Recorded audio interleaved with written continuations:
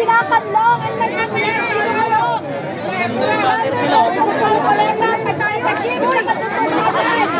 Ayan po, iba na ang boiler.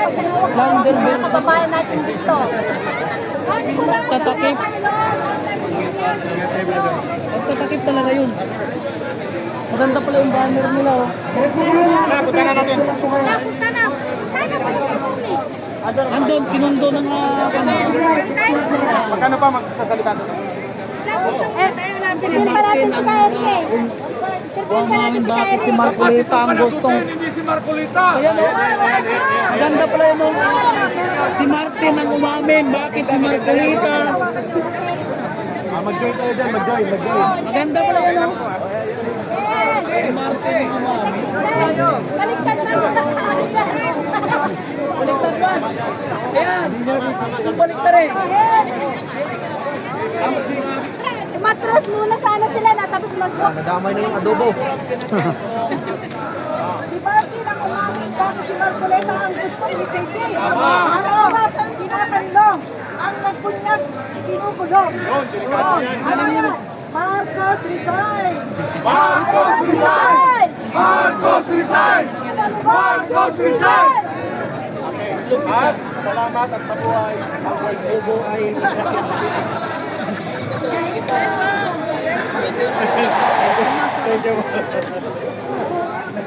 Pero dito pa meron pa sila no to selective justice. Ayan o. salita na. Meron dito. Ayan o. Private campaign donation in plunder. Kailan ba nagkaroon ng planter na donation? Tanga na lang talaga yung nagsasabi niyan eh. Bakit siya nung nagkampanya, hindi ba siya tumanggap ng ganyan? Kupal talaga eh. Galit pag may kumakalaban eh. Salita na si Sino salita? Si attorney. Jimmy Bundok? Si Jimmy Bundok pa lang. Salita na si attorney Jimmy Bundok. Malayo na tayo eh. Punta ako doon. Sisingit ako.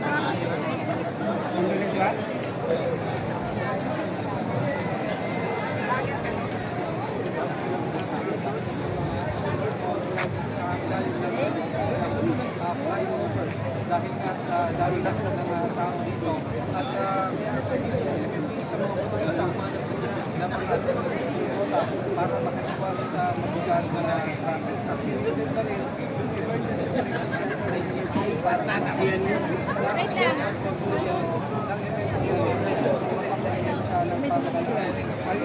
wala nagbebenta sila yung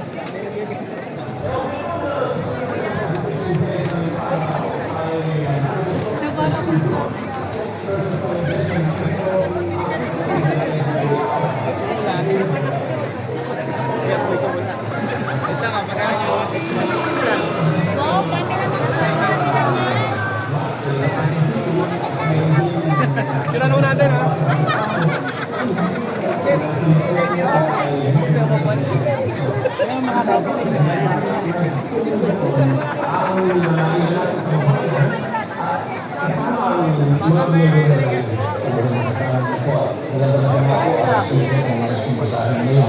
Sa mga nanonood sa atin. Narito po ang statement ng Iglesia ni Cristo. Hindi tutol ang Iglesia ni Cristo sa pagpapatupad ng batas. Pero tutol kami sa pagbaluktot sa batas. Lalo na kung ang layunin ay para pagtakpan ang katiwalian. Gaya ng alam ng marami, si Senator Dante Marcoleta ay nanguna sa pag-iimbestiga sa isa sa pinakamalaking pandarambong na naganap sa ating kasaysayan. Sinimulan niya ito nang siya pa ang chairman ng Blue Ribbon Committee ng Senado. Subalit, pinalitan ng liderato ng kumiting ito. Gayunpaman, itinuloy niya ang paghahanap ng hustisya para sa atin na mga mamamayan.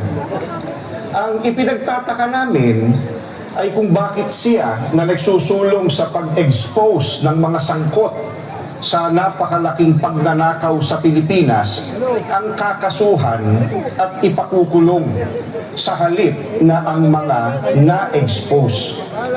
Ang ikinakaso kay Senator Marcoleta ay plunder na isang non-bailable crime. Sa makatuwid, ipakukulong siya at hindi pwedeng magpiyansa hanggang hindi natatapos ang paglilitis sa kanya. Sa madaling salita, ay hindi na niya maitutuloy ang paglalantad o pag-expose sa mga sangkot sa pandarambong na naganap. Pero, paanong naging plunder ang pagtanggap ng campaign donation o campaign contribution? Hindi naman galing sa kabangyaman ng Pilipinas ang tinanggap niyang donation mula sa mga sumuporta sa kanyang pagkandidato bilang senador. At mismo ang COMELEC ay naglabas na ng desisyon na walang krimen na naganap sa pagtanggap niya ng campaign donation. Sinusuportahan ng Iglesia ni Cristo ang itinataguyod ni Senator Marcoleta dahil ito rin ang posisyon namin. Nananawagan kami para sa transparency, accountability, justice, and peace. Kaya, nais naming iparinig sa mga kinauukulan na kahit ipakulong nila si Senator Marcoleta, ay hindi kami titigil sa paghingi ng katarungan para sa mga kababayan natin na ninakawan. Gusto naming ipaalam sa kanila na isang injustice ang selective justice. At hindi kami mananahimik sa harap nitong napakalaking pagyurak sa katarungan na hinihingi ng ating mga kababayan. Yan po ang statement ng Iglesia ni Cristo.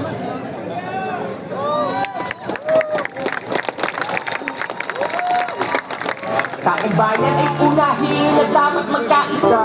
Ayusin ang mga problema ng ating bansa. Ang galit ay alisin at dapat magkasundo. Kung payapa ang ating bansa, aasenso nga tayo. Taong bayan ay unahin at dapat magkaisa. Itigil ang pag-aaway at ang pagkakagulo. Ang galit ay alisin at dapat magkasundo. Kung payapa ang ating bansa, aasenso nga tayo. Ang kahirapan sa bansa ay lumulubha pa. Kailangang harapin ang marami nating problema. Maraming nagugutom sa Maynila at probinsya at maraming trabahante di sapat ang kinikita. Pamilyang hindi sapat